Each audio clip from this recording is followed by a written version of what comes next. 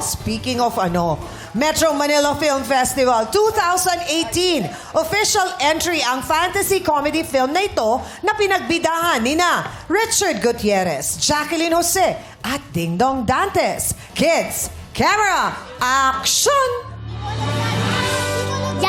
Diyan ka magaling, magpatawa. Ano naman kung masama ako magpatawa?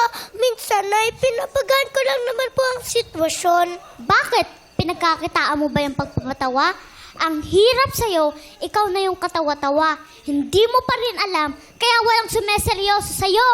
Bakit, Nay? Pag nagseryoso ba ako, seseryosohin din ako ng ibang tao?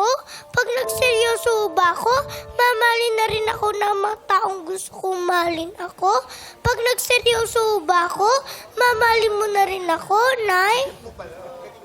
Oh, and cut! Palakpakan natin si Kelsey and Kulot, Madlang People. In character talaga sila. Taas kamay. Action. Vong and MC. Fantastica. Fantastica. Wala magsisteal. Paano binigkas? Fantastica. Nandun ka ba doon?